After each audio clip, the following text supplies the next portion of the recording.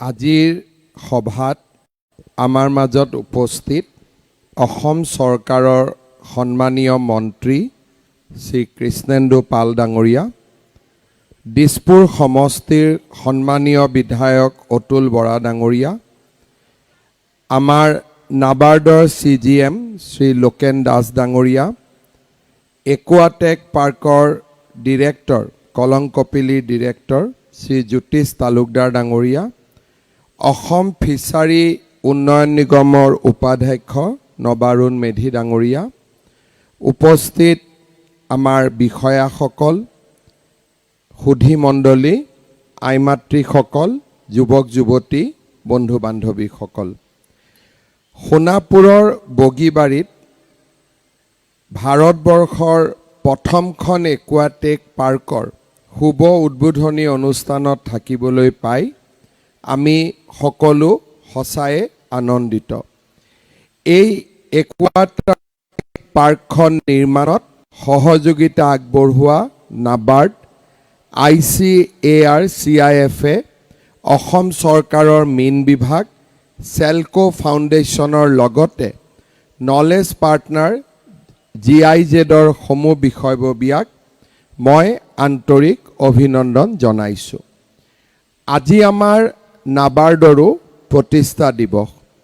অসমৰ গ্ৰাম্য অঞ্চলৰ আন্তঃগাঁথনি, কৃষি আৰু সহযোগী খণ্ডসমূহ তথা সমবায়ৰ বিকাশত নাবাৰ্ডে এটা গুৰুত্বপূৰ্ণ ভূমিকা গ্ৰহণ কৰি আহিছে। মই আজিৰ এই দিনটোত নাবাৰ্ডৰ বিষয়া কৰ্মচাৰী সকলোলৈ মোৰ শুভকামনা জ্ঞাপন কৰিছোঁ। আমি সকলোৱে জানো যে অসম এখন নদী মাতৃকা দেশ আৰু তাৰ লগতে আমাৰ ৰাজ্যখনত বিল, খাল, ডোং আৰু পুখুৰীৰে পৰিপূৰ্ণ হৈ আছে। কিন্তু তাৰ পিছতো আমি কেইবাটাও দশক অন্ধ্ৰপ্ৰদেশৰ পৰা অহা মাছেৰে আমি আমাৰ ৰাজ্যৰ মীন উদ্যোগৰ চাহিদা পূৰণ কৰি আহিছিলোঁ। এনে এক পৰিৱেশত অসমৰ মৎস্য উৎপাদনত স্বাৱলম্বিতা নিৰ্মাণৰ বাবে যোৱা 17 বছৰত কলংকপিলিয়ে প্ৰায় 1 লাখৰো অধিক মীন পালকক প্ৰশিক্ষণ, জ্ঞান আৰু বিভিন্ন ধৰণে সহায় কৰিছে। উদ্ভাৱনীমূলক প্ৰযুক্তিৰ প্ৰৱৰ্তন আৰু বহনক্ষম পদ্ধতিৰ প্ৰয়োগৰ জৰিয়তে কলংকপিলিয়ে অসমৰ মীন পালকসকলৰ বাবে এটা প্ৰেৰণাৰ স্ৰোত হিচাপে পৰিণত হৈছে। কলংকপিলিক অসম চৰকাৰৰ মীন বিভাগে ব্ৰেণ্ড এম্বেছেডৰৰ মৰ্যাদা দিছে আৰু 2021 চনত ভাৰত চৰকাৰৰ ফালৰ পৰাও বহনক্ষম মীন পালনৰ ক্ষেত্ৰত সন্মানীয় শ্ৰেষ্ঠ সংস্কাৰ বঁটা লাভ কৰিবলৈ সক্ষম হৈছে। কলংকপিলিয়ে নাবাৰ্ড, UNDP, GIZ আৰু অসম চৰকাৰৰ সৈতে একেলগে কাম কৰি তৃণমূল পৰ্যায়ত জীৱিকাৰ সুযোগ বৃদ্ধি কৰিছে।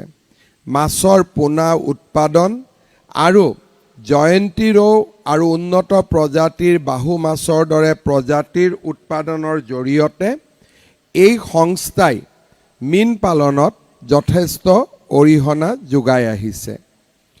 2021 চনত ICAR-CIF-ৰ দ্বাৰা স্বীকৃতিপ্ৰাপ্ত উত্তৰ পূব ভাৰতৰ প্ৰথম মীন পালন বা জলজ কৃষি ক্ষেত্ৰ বিদ্যালয়ৰ প্ৰতিষ্ঠা। এই বিদ্যালয়ে শ্ৰেণীকোঠা আৰু ক্ষেত্ৰভিত্তিক প্ৰশিক্ষণৰ জৰিয়তে বহু যুৱক যুৱতী আৰু মহিলাক আজি প্ৰশিক্ষণ প্ৰদান কৰিছে।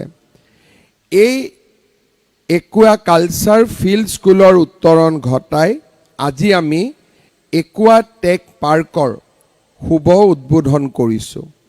এই একুৱাটেক পাৰ্কত একুৱাপনিক্স, ৰিচাৰ্কুলেটৰী একুৱাকালচাৰ ছিষ্টেম, বায়োফ্লক, মাছৰ খাদ্য হিচাপে ব্যৱহাৰ কৰিব পৰা পোক পতংগ, উদ্ভিদ আদিৰ উৎপাদন, আলংকাৰিক মাছৰ প্ৰজনন, কম খৰচী খাদ্য উৎপাদনৰ বাবে মিল আৰু পলু পালনৰ বাবে ক্ষুদ্ৰ ৰিচাৰ্কুলেটৰী একুৱাকালচাৰ ছিষ্টেমৰ দৰে আধুনিক জলজ কৃষি প্ৰযুক্তি প্ৰদৰ্শিত হ'ব। মই কলং কপিলীক আজিৰ এই একুৱেটেক পাৰ্কৰ বাবে মই ধন্যবাদ জনাইছোঁ আৰু তেখেতসকলে কৰি অহা নিৰবিচ্ছিন্ন সেৱাৰ বাবে তেখেতসকলক ধন্যবাদ আৰু অভিনন্দন জনাইছোঁ। ইতিমধ্যে অতুল বৰা ডাঙৰীয়াই জ্যোতিষ তালুকদাৰ আৰু তেখেতসকলৰ বন্ধু সাতোজনে লগ লাগি কৰি অহা প্ৰচেষ্টাৰ বিষয়ে আমাক উল্লেখ কৰিছে আৰু আমি সকলোৱে নিজেও প্ৰত্যক্ষ কৰিছোঁ।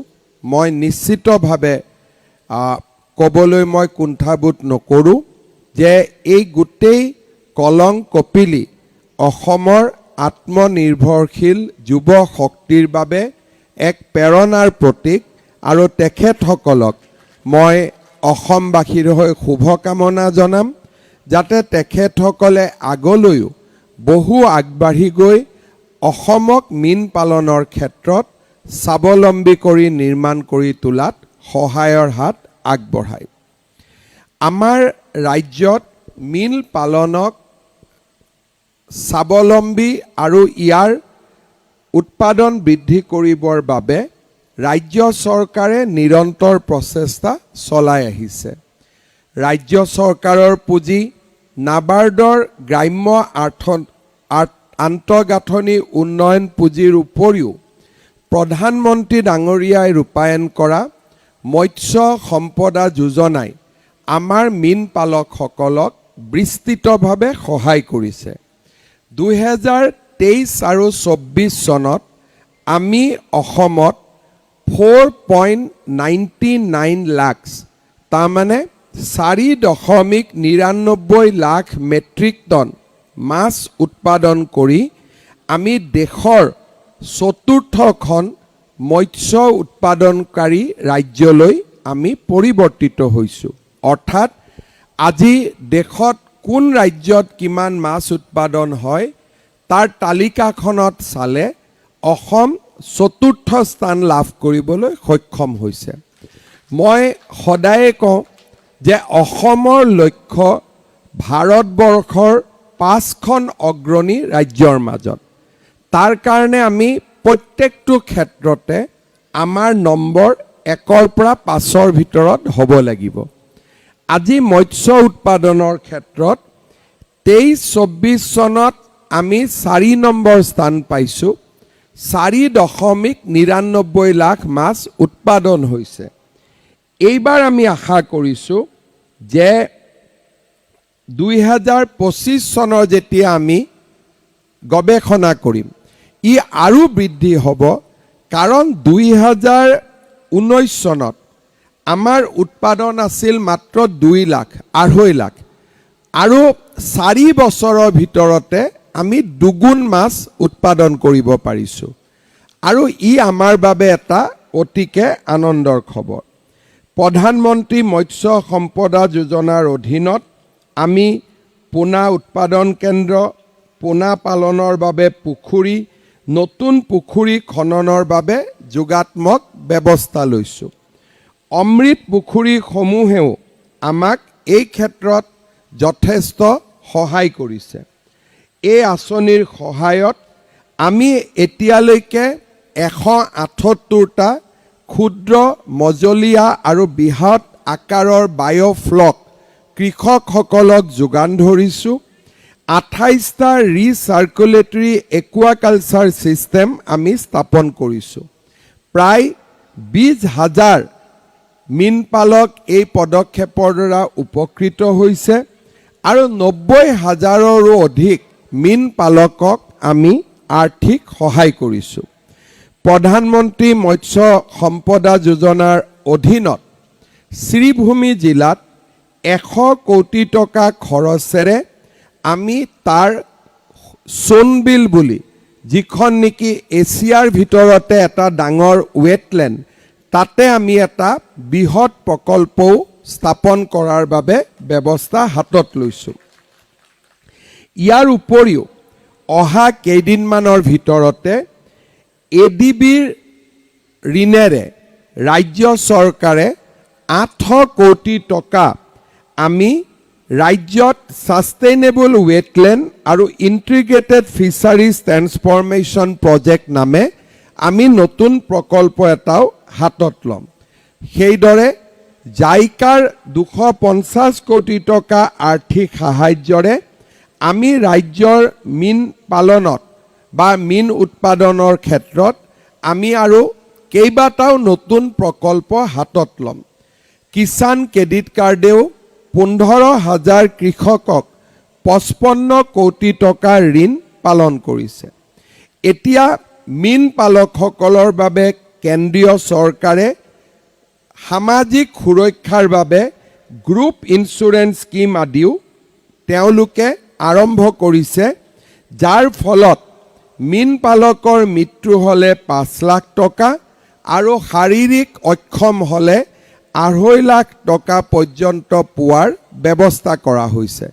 বেমাৰৰ চিকিৎসাৰ বাবেও কেন্দ্ৰীয় চৰকাৰে 25,000কৈ টকা আগবঢ়োৱাৰ আঁচনি হাতত লৈছে। আমি এতিয়া ৰাজ্যত 8 কোটি টকা ব্যয়েৰে 10টা ক্লাষ্টাৰ আমি ফিচাৰী ডেভেলপমেণ্ট কৰাৰ বাবে চিন্তা কৰিছোঁ আৰু প্ৰধানমন্ত্ৰী মৎস্য সম্পদা যোজনাৰ আঁচনিৰ অধীনত 2টা ফ্ৰেছ ৱাটাৰ ফিছ ব্ৰীড বেংকো আমি স্থাপন কৰিব বিচাৰিছোঁ। এই উদ্যোগ 2টা আমি দৰং জিলাৰ গৰুখুটি আৰু গোৱালপাৰাত স্থাপন কৰিবলৈ 5 কোটিকৈ 10 কোটি টকা আমি আগবঢ়াবলৈ সিদ্ধান্ত লৈছোঁ। ঠিক সেইধৰণে কাছাৰ জিলাৰ শিলকুৰিত 26 কোটি টকা ব্যয়েৰে আমি এখন আধুনিক মাছৰ বজাৰো নিৰ্মাণ কৰিবলৈ আমি সিদ্ধান্ত লৈছোঁ। গোৱালপাৰাৰ সোণাৰী গাঁৱত এটা ইণ্টিগ্ৰেটেড ফিছ লেণ্ডিং চেণ্টাৰো আমি নিৰ্মাণ কৰিবলৈ 20 কোটি টকাৰ অনুমোদন আগবঢ়াইছোঁ। অৰ্থাৎ আজি ৰাজ্য চৰকাৰখনে মীন ক্ষেত্ৰত অসমৰ আন ক্ষেত্ৰৰ দৰে সমানে আগবঢ়াই লৈ যোৱাৰ ওপৰত গুৰুত্ব আৰোপ কৰিছে। মই কেইটামান উদাহৰণ দিব খোজোঁ। কলং কপিলীৰ উদাহৰণ আজি আমাৰ বগৰীবাৰী ৰাইজে সন্মুখত দেখা পাইছে। ঠিক সেইধৰণে আমাৰ অসমৰ নলবাৰীৰ দেৱজিৎ বৰ্মনে প্ৰতি বছৰে 720 টন মাছ উৎপাদন কৰি 25 কোটি টকাকৈ বছৰত উপাৰ্জন কৰিবলৈ সক্ষম হৈছে। ঠিক তেনেদৰে বৰপেটা জিলাৰ হেমন্ত ডেকা, তেওঁৰ দেউতাকে ঠেলা চলাইছিল আৰু ঠেলাত মাছ বিক্ৰী কৰিছিল। এই হেমন্ত ডেকাই 18 বছৰ বয়সত তেওঁ বিভিন্ন মাটি লিজ লৈ 2খনকৈ মীন পাম গঢ়ি লাভ উপাৰ্জন কৰিবলৈ সক্ষম হৈছে। শোণিতপুৰ জিলাৰ বিশ্বজিৎ বৰাই আজি 1.20 হেক্টৰ মাটিত মাছ পালন আৰু বিভিন্ন ধৰণৰ খেতি কৰি তেওঁলোকে 5 লাখ টকাকৈ উৎপাদন কৰিবলৈ সক্ষম হৈছে। ঠিক তেনেকৈ বৰপেটাৰ মৎস্যপালক ফটিক আহমেদ, কাছাৰ জিলাৰ সুদীপা দে, তামোলপুৰৰ কাহিবাৰীৰ হৰেন্দ্ৰনাথ ৰাভা, যোৰহাটৰ কৃষ্ণা গগৈ, গোলাঘাট জিলাৰ ললিত দত্তৰ দৰে মৎস্যপালক আজি নৱপ্ৰজন্মৰ আদৰ্শত পৰিণত হৈছে। এই নামকেইটা মই এইকাৰণে মেনশ্যন কৰিছোঁ যে মৎস্য উৎপাদনৰ জৰিয়তে আমাৰ অসমৰ যুৱ শক্তি স্বাৱলম্বী হ'ব পাৰে। বৰ্তমান ৰাজ্য চৰকাৰে ফিচাৰী আমাৰ ৰহাত থকা ফিচাৰী কলেজৰ পৰা পাছ কৰা স্নাতক ডিগ্ৰীধাৰীসকলক নিজৰ ভৰিৰ ওপৰত নিজে থিয় হ'বলৈ 5 লাখ টকাকৈ মুখ্যমন্ত্ৰীৰ আত্মনিৰ্ভৰ অসম অভিযানত আগবঢ়াইছে আৰু মৎস্য পালকসকলেও মুখ্যমন্ত্ৰীৰ আত্মনিৰ্ভৰ অসম অভিযানত 2 লাখ টকা কৰি বেংকৰ ঋণ নহয় অনুদান 2 লাখ টকাকৈ পোৱাৰ ৰাস্তাও আমি মুকলি কৰি দিছোঁ। অহা ছেপ্টেম্বৰ মাহত 1 লাখ এনে যুৱকে চৰকাৰৰ পৰা 2 লাখকৈ টকা লাভ কৰিব।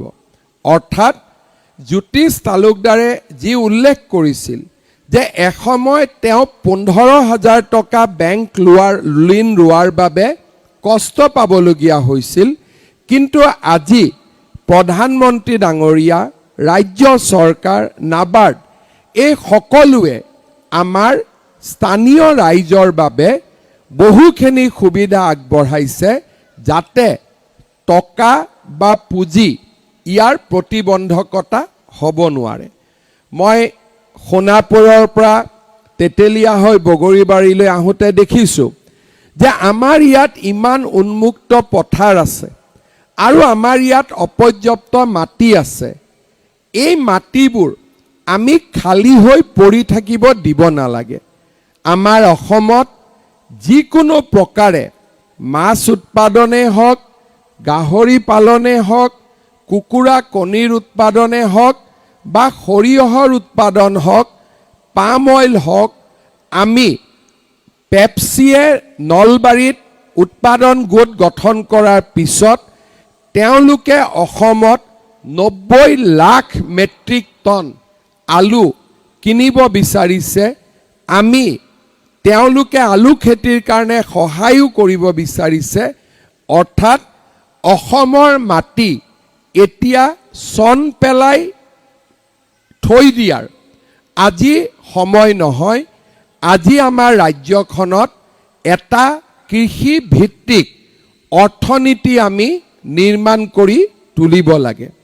আপোনালোকে যদি কেতিয়াবা আমি অসমত সকলোৱে এটা সময়ত সকলোকে সমালোচনা কৰিছিলোঁ, কেতিয়াবা যদি কোকৰাঝাৰৰ শ্ৰীৰামপুৰ গেট আৰু আমাৰ ধুবুৰী জিলাৰ অসম বেংগল সীমান্তত আপোনালোকে থিয় হয়, আপোনালোকে দেখিব অসমলৈকে ট্ৰাকবিলাক ভৰ্তি হৈ আহে, সামগ্ৰীৰে পূৰ্ণ হৈ আহে আৰু ঘূৰি যাওঁতে ট্ৰাকবিলাক খালী হৈ ঘূৰি যায়।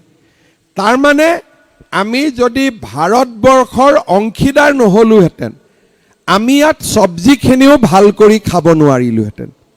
আজি কোনোবাই আমাক পঠাই দিয়ে কাৰণেহে আমি ইয়াত গাখীৰ খাওঁ, আমি ইয়াত ফল মূল খাওঁ, আমি ইয়াত মাছ খাওঁ, আমি ইয়াত গাহৰি খাওঁ। মাছৰ ক্ষেত্ৰত আমি আত্মনিৰ্ভৰ হৈছোঁ, কিন্তু মাছৰ খাদ্য পশ্চিমবংগৰ পৰা নাহিলে আমাৰ ইয়াৰ মাছবোৰ জীয়াই থাকিব নোৱাৰিব। অৰ্থাৎ আজি ফিছাৰীৰ ক্ষেত্ৰত আমি মাছ উৎপাদনত স্বাৱলম্বী হ'লেও মাছৰ খাদ্য উৎপাদনত আমি এতিয়াও আন ৰাজ্যৰ ওপৰত নিৰ্ভৰশীল হৈ আছোঁ। আমাৰ ৰাজ্যখন সেইদিনাখন নদন বদন হৈ পৰিব যিদিনাখনলৈ অসমলৈ যিমান ভৰ্তি ট্ৰাক আহিব তাতকৈ বেছি ভৰ্তি ট্ৰাক আমি যদি অসমৰ বাহিৰলৈ পঠাব পাৰোঁ। আজি আমাৰ গোলাঘাটত, নুমলীগড়ত খেতিয়কে ৰঙালাও উৎপাদন কৰিছে, বাহিৰলৈকে পঠাইছে। আনাৰস বাহিৰলৈকে গৈছে আৰু আমাৰ জহা ধান বা আমাৰ ৰঙা ধান আজি বাহিৰলৈকে পঠাই বহু কৃষক উপকৃত হৈছে। আজি পুঁজিৰ অভাৱ নাই, মাত্ৰ আমাক ইচ্ছা শক্তি লাগে যে আমি অসমখনক শস্য শ্যামলা এখন ৰাজ্যলৈ ৰূপান্তৰ কৰিম। কলং কপিলী এনে স্বাৱলম্বী অসমৰ বাবে এক আদৰ্শ স্বৰূপ। কলং কপিলী, জ্যোতিষ তালুকদাৰ, তেওঁৰ বন্ধুসকলে যিটো কাম কৰিব পাৰিছে, চৰকাৰী চাকৰি এটা এৰি আহিও নিজৰ ভৰিৰ ওপৰত নিজে দি থিয় দিব পাৰিছে। মই ভাবোঁ আমাৰ ৰাজ্যৰ আন যুৱকসকলেও জ্যোতিষ তালুকদাৰৰ পথ নিশ্চিতভাৱে অনুকৰণ কৰিব পাৰে আৰু সেই ক্ষেত্ৰত আমাৰ যুৱ সমাজ নিশ্চিতভাৱে আগবাঢ়ি আহিব লাগিব। আজি এই একুৱা পাৰ্কৰ শুভ উদ্বোধনীৰ দিনা মই পুনৰ এবাৰ অসমৰ যুৱ শক্তিক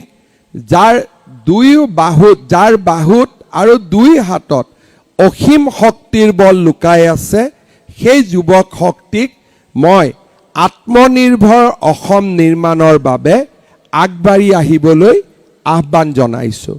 পুনৰ এবাৰ আজিৰ এই শুভ দিনটোত কলং কপিলীক মোৰ বহু শুভকামনা জনাইছোঁ।